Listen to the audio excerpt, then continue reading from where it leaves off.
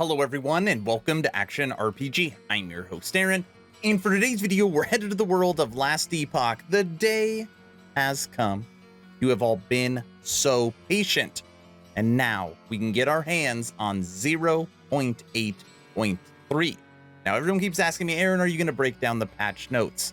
Let me be clear. That is next to impossible to do in a video format, unless I really wanted to break this into 4 parts. Now let me explain. I am going to go through the patch notes, and it's going to be the fastest patch notes I've ever gone through. This is why. See this right here? 40 pages long. Let me illustrate. Okay, hold on. Watch this. Scrolling. Scrolling. Scrolling. It is comical looking at other ARPG's patch notes compared to 11th hour games. Yeah, still scrolling. Still going. Could you imagine me reading all this to you? It's a book. Oh, you think it's done, right? Because it pops this up? Nope. I think that's the halfway point. Scrolling, scrolling. Massive, massive, massive, massive. Now, my idea for this video while I'm still scrolling was I'm only going to cover surprises. Like, whoa, that's really cool. But there's 20 pages of surprises, so that really doesn't make sense either. I'm still going. We're still not at the end. Nope. Enemies. Look at this. We're almost there. And done. That is how long the patch notes are for 0.8.3. I keep telling people, almost 80% of resources are on multiplayer. So imagine what happens when 11th Hour Games gets their hands on all those people once multiplayer is dialed. Okay. If you have not watched this video, immediately go to the first link in this video and click on it. You can watch it in 4K. I dropped the video already. It's my reaction, and it's going to give you 80% of what's in here. Okay, the big meat and potatoes of the patch. And this time they dropped an 8-minute video. So they did a really good job. Go watch that. If you haven't, let's go through the patch, okay? And again, I've never covered a patch like this before, so you're probably going to be like, we're not really learning anything. Maybe you will. Okay. In the video I just told you to watch, it breaks down the new story for Chapter 9, so we're not going to go through that. Monolith of Fate changes. The video also goes through that. You now want to fight the Shade of Oribus and keep that corruption, and it'll take it to other timelines, and you'll be able to get better rewards. Better rewards. It's going to be a little harder. Enemies are going to have more life, but better blessings, more uniques, better rewards. Fight the Shade of Oribus to build corruption. Look at this. All these blessings got buffed. Okay. Enemies are getting more health and more damage. The arena, this is really interesting. So they explained it in the video, but I'm going to go over it too. Golden arena keys are gone. So now you can get keys of memory. And this basically means that the highest run you've ever done, or the last run you did, you put in a key of memory, it will drop half of that. So let's say you're one of these people and you played the arena for a whole day and you made it to wave 100 or 1000. You put in a key of memory, you'll start at 500. That'll be the lowest you will ever start at for that key of memory. The last run, cut in half. I think a lot of people are going to like that. New skills. You've seen multi-shot, you've seen javelin, you've seen void cleave. Want to play with void cleave. Acolyte. We've already talked about this multiple times. They are changing to make it so you don't have a million summons on the screen. You have more permanent summons. So this will be the first thing I'm actually testing. I'm going to be streaming my Fire Necro and working on a new permanent build, or at least see how it goes. And again, I will also link this in the description below if you want to go read it for yourself. It is like reading a book. All right, all these Necro changes. Almost every skill. Literally every skill. All right, okay. Mage Skills. Black Hole, Disintegrate, Fireball, Lightning Blast, Meteor, Static, Static Orb have all been changed, or at least tweaked a little bit. This will likely be the 4th build, I think, that I will work on for this update, because we got a lot of new lightning skills to play with. So that should be fun, especially Static Orb. Actually, Lightning Meteor I'm going to play with first. Primalist Skills. Primalist Skills. Totems, Earthquake, Eterna's Blessing, Fury Leap, Summon Scorpion, Warcry, Werebear Form, and Tempest Strike have all been changed. This is really interesting. I want to point this out. Fury Leap. Changed Fury Leap's base cooldown to 6 seconds from 7. Fury Leap's travel time scales less drastically with distance. Its travel time is now 10% lower at max range. So your travel time scales better, and you can use it more often. I like leaping. Rogue Skills, Bow Attacks, Acid Flask, Ballista, Cinder Strike, Decoy have all been changed. Detonating Arrow, Flurry, Hail of Arrows, Puncture, Shadow Dagger, Shadow Cascade, and Smoke Bomb have all been updated. So what you should do, as I'm going through this, because obviously I'm not stopping very often, is if you use a marksman, go to the description, click on the notes, and then go here and read through bow attacks. And then if for your marksman, let's say you are using Flurry, go through and read Flurry. And then you can see what is really changing for your build. Okay. Moving on to Sentinel Skills. So Void Spell Scaling. Okay, obviously they're completely changing the way the Void Knight works. Heavy melee attacks, remove skills. Removed Abyssal Stance, Juggernaut Stance, and Ravaging Aura as active skills. No more stances. They've been saying forever that they're going away. Void Rift, Forged Weapons, Abyssal Echoes, Anomaly, Devouring Orb, Erasing Strike. Ooh, Erasing Strike is dropping to 30 mana. Ooh, I like that. Oh, but it has a 5-second cooldown. I don't like that.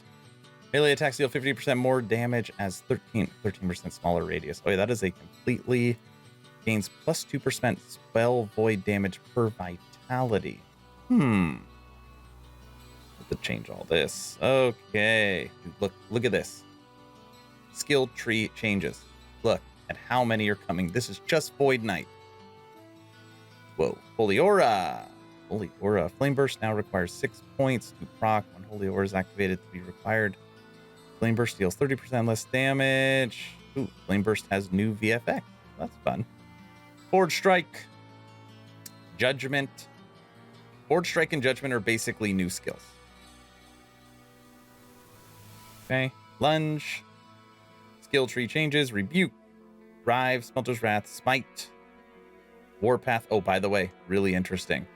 So I always talk about how Rive is one of my favorite skills because of the third attack, the third strike. It gets nerfed. It went from 50 to 40, and it went from 20 to 15. So they're reeling in third strike Rive a little bit. Kind of sucks, but hopefully I won't need it for my new Void Knight. Warpath, Vengeance. All right. Mechanics differences. A lot of people aren't going to like this. Unique and set items can no longer be obtained from the gambler. You can no longer hoard all this gold, go to the gambler, click, click, click, click, click, and just keep going until you get the unique. You now have to farm it. We feel that target farming unique and set items is more healthy for the game, so we made that easier to do instead. Now I hope, granted I don't see it in here, that they made the cost then per items cheaper if you are trying to obtain stuff from the gambler for crafting. Because they boosted how much gold it requires. Now it makes it harder. Reactive abilities can now interrupt the last part of the ability animation, which you can normally only interrupt with movement. Shift already behaves like this, and now the following skills too. So now all movement skills, basically, you can interrupt. And this is something the community's been asking for a long time. Okay, Minion Mechanics. Minions are now buffed. Beastmaster, Blademaster, Marksman, Necromancer, Sentinel, Forge Guard, Paladin, Void Knight. These are all changes to passives. Paladin, Void Knight. Loot Filter. It can now be duplicated. You can now duplicate filter rules. You saw the differences on the world map on the video. You saw the updated 2 axes, one-handed maces, two-handed axes, wands, are all getting new base types and new 2D art matching its 3D. Also, early game items are getting a buff. Hopefully makes leveling easier. Speed changes. We've decided to tip the weighing of movement speeds to boots towards their implicits rather than affixes in preparation for some other itemization changes that will be in the future. Boots with a high level base type and tier 5 movement speed grant the same total increased movement speed as before. Reduce the values of increased movement speed prefix. It now grants 5 to 7, tier 1. At tier 7, movement speed 31 to 35. That's pretty damn fast. Okay. Base type changes. Items. All these items are getting updated. Increased area of void cleave. Oh, new affixes. Well, we'll read the new affixes really quick. Added javelin lightning throwing damage equipment affix. Lightning. They're focusing on light. Javazon. Endurance while channeling warpath equipment affix. Increased area of void cleave idle affix. Added static orb tendrils idle affix. Percent missing health restored on lunge idle affix. Chance for additional multi-strike swords at maximum stacks idle affix. Okay. I like this one. Raw damage. What do they remove? Remove the chance to use manifest strike on melee hit with hit idle affix. Okay.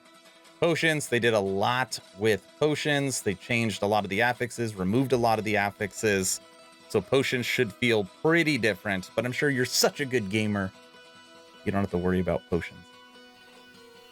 Health Leech. The Health Leech on hit idle affix and hybrid Health Leech equipment affix have been removed. Removing some of the more easy and generically available sources of Leech should result in more builds exploring different sustain options, more build variety. Leech is so nice, though. It's so easy to get. It will no longer be that way. Mage idle changes, Acolyte idle changes. By the way, if anybody uses my Fire Necro, our idols are going from 22 to 60 to 26 to 72. An extra 12% you can get on that roll now. It all adds up. Sentinel changes, other changes. Uniques, added 33 unique items, added 2 new 2-piece sets. Those little sets. Now, I fought the Emperor of Corpses, I don't know, 20 times, trying to find the Dragon-Flamed Edict Staff, thinking that this would be the best item for my main build, my Fire Necro. And they are buffing this item because it wasn't what I thought, and I got a bad roll. So it used to be 100 to 200. Now it rolls 100 to 200. You can get an extra 50%. It used to be 100 to 150 increased fire damage. Now it can roll up to 200, an extra 50%. And the Dragonflame Nova deals 100% more damage. So that's going to be fun to test. If I can get one that rolled correctly. Maybe they'll re-roll it for me.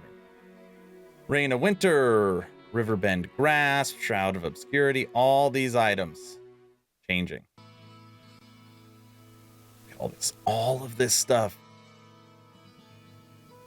Movement speed changes. Anything in there? Jeez. No, we're not done. Enemies. Magic enemies. Look at this. Now 100% more likely to drop items. That's good. Deal more damage, have more health, and increase size.